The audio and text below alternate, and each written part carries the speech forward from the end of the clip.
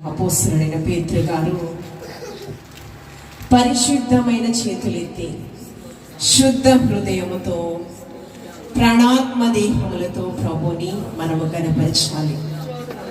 దేవుని హృదయాన్ని గెలుచుకున్నటువంటి కీర్తనకారుడు స్తుతి చేయుట యథార్థవంతులకు శుభస్కరము, అది ఎంతో మనోహరమని తెలియపరుస్తున్నాడు. ఎందుకంటే సజీవ లెక్కలో ఉంచి నూతన కృపలో నూతన సంవత్సర దయా కిరీటాన్ని మనకి కూడా దయచేసిన ఆ దేవాది దేవునికి ఏమిచ్చిన రుణాన్ని మేము తీర్చుకోలేదు కనుక మన ప్రాణాత్మ దేహములతో ప్రభుని గణపరచుదాము.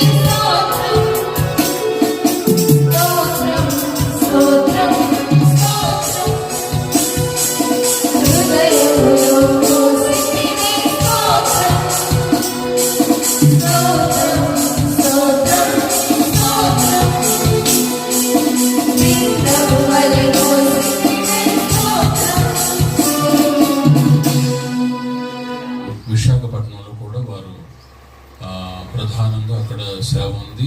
అక్కాయిపాలెం అని నేను మొన్నే వారి ఊరు వెళ్ళాను. నేను 2 ప్రాంతాల్లో దేవుని సేవ చేస్తున్నారు. చూడండి, విశాఖపట్నానికి బాపట్లకి ఎంత దూరం ఉందో, చాలా దూరం ఉంది కదా. దాదాపు ఒక 450 కిలోమీటర్లు ఉండొచ్చు, అంతేనా? అంత దూరంలో పరిచర్య చేస్తున్నారు. వారి యొక్క చర్చ్ యానివర్సరీ కూడికకు నేను మొన్న వెళ్ళొచ్చాను. అందుకంటే ముందుగా సేవకురాలు ఇక్కడ కూర్చుని ఉన్న ప్రియ సహోదరి, నా ప్రియ సోదరి, మరి అప్పుడప్పుడు గల్ఫ్ కంట్రీస్, దాదాపుగా నేను వెళ్ళిన దేశాలను కూడా వారు కూడా వెళ్ళారు. ఆ దేశాల్లో వెళ్ళి సువార్త చేస్తున్నారన్నమాట. స్తోత్రం. మొన్న 14వ తారీఖు జరిగింది. అయితే కొన్ని సేవా పనుల నిమిత్తం బాపట్లలోనే ఉన్నారు. వారి కుమార్తె కూడా ఇప్పుడు ఆరాధనలు నడిపించినటువంటి జాయ్ చెల్లెమ్మ పాప, ప్రియ దేవుని బిడ్డ గుండ్రలో చదువుకుంటున్నారు. ఇవన్నీ కూడా చూడటానికి గాను ఈరోజు ఆదివారం మా కోరిక మేరకు ఆగిపోయారు, విశాఖపట్నం వెళ్ళకుండా. స్తోత్రం. నేను అన్నాను, ఎలాగో దగ్గరకు వచ్చారు కాబట్టి సిస్టర్, మరి మీరు మా సంఘాన్ని కూడా మీరు దర్శించండి, ఆదివారం పూట వచ్చి ఒకసారి ఒక వర్తమానం మాతో కూడా పంచుకుని వెళ్ళండి అంటే సిస్టర్ గారు అలాగే వారి కుమార్తె వచ్చారన్నమాట. స్తోత్రం. వారి ఊరు వెళ్ళినప్పుడు చాలా ప్రేమించి మంచి ఆతిథ్యం ఇచ్చారు, మాకు ఎంతో ప్రేమను కనపరిచారు. పాస్టర్ గారు విశాఖపట్నంలో ఈరోజు ఆరాధన చూస్తున్నారు. పాస్టర్ సంతోష్ కుమార్ గారు విశాఖపట్నంలో దేవుని సేవ ఈరోజు సంఘ కార్యక్రమంలో వారు చూసుకుంటూ ఉంటారు. సిస్టర్ గారు అయితే మన దగ్గరకు వచ్చారు. స్తోత్రం. చాలా మంది ఉన్నతవంతులైన సేవకులతో పాటు నన్ను కూడా పిలిచారు అక్కడికి. దేవునికి మహిమ కలుగును గాక. సో నేను అడిగాను, పాస్టర్ గారు ఇద్దరు రిక్వెస్ట్ చేస్తే ఈరోజు ఆదివారపు కూడికకు మన మధ్యకు వచ్చారు. స్తోత్రం చెప్పండి. హల్లెలూయా. చాలా లోతట్టు ప్రాంతంలో మంచి మందిరం కట్టారండి ఆ ఊర్లో. అక్కాయిపాలెం, ఇంటూరు దగ్గరలో కామర్లకు మందిస్తారే, కోత పెడతారు కదా, ఆ ఊరు దగ్గర నుంచి అలా రావాలన్నమాట. తెనాలి నుంచి 14 కిలోమీటర్లు. చాలా మారుమూల ప్రాంతాలు, చుట్టూ పొలాలు ఉన్నాయి, పచ్చని పొలాల మధ్య చిన్న గ్రామం. ఆ గ్రామంలో అద్భుతమైన మందిరం కట్టి అక్కడ దేవుని సేవ ప్రారంభిస్తున్నారు. పాస్టర్ గారి యొక్క ఓవెన్ బ్రదర్ మిగతా సమయంలో సేవ చేసుకుంటారు, వారి కుటుంబం అంతా కూడా అక్కడ. స్తోత్రం. ఎంతమంది సంతోషంగా ఉన్నారు? ఐ మీన్ హల్లెలూయా. వారి టెస్ట్ మనీ చాలా గొప్ప సాక్ష్యం వారిది. అయితే ఈరోజు వారి అనుభవాల్లో వచ్చినటువంటి రీతిని బట్టి కొన్ని దేవుని వాక్యాన్ని మనతో పంచుకుంటారు. దేవుని వాక్యం మనం విందాం. ఓకే, ఎంతమంది దేవుని వాక్యం వింటారు? మనం మేము వింటామండి అన్నవాడు దేవుని స్తోత్రం చెప్పండి. ఎవరు మేము వింటామండి వాక్యం ఎక్కడికి కదలకుండా వింటాం, ఇదిలతుండగా. స్తోత్రం చెప్పండి. హల్లెలూయా. చక్కని పాటలు పాడడం ప్రభు సహాయం చేశారు, చక్కని సంగీతం విన్ని, అలాగే నేను కూడా సంగీత పరిచయలు పాల్గొన్న ప్రభు సహాయం చేశారు. రత్నకుమార్ గారు చక్కని పాట పాడారు ఇవాళ. స్తోత్రం. అలాగే పిల్లలకు మంచిగా పాడారు. జాయ్ ఆరాధన నడిపించారు. ఏం చదువుకుంటారమ్మా? ఇంటర్ సెకండరీ చదువుకుంటున్నారు. వారికి పాప బాబు, పెద్ద పాప బాబు వైజాగ్లో ఉంటారన్నమాట. ఈసారి పాస్టర్ గారిని వారి కుమారుడు అంత ఫ్యామిలీ కుటుంబ సమేతంగా మన దగ్గరకు వచ్చారు. స్తోత్రం చెప్పండి. సిస్టర్ గారికి సమయం ఇద్దాం. స్తోత్రం. మా ప్రియ సహోదరి సేవకురాలు రెవరెండ్ విశ్వశాంతి గారు, వైజాగ్, వారి పరిచయ వివరాలు ఇస్తే gospel church ministries. Yes, sister గారు ఉన్నారు. దేవుని వాక్యం మనం విందాం, శ్రద్ధగా విందాం. ఎవరు లేవకండి, మంచిగా అందరు కూర్చోండి. అందరూ సిస్టర్ లేచి వాక్యం శపథ కొడతాం. వారి ప్రేమతో మన ప్రాంతాన్ని స్వాగతిద్దాం. స్తోత్రం చెప్పండి. Praise the lord.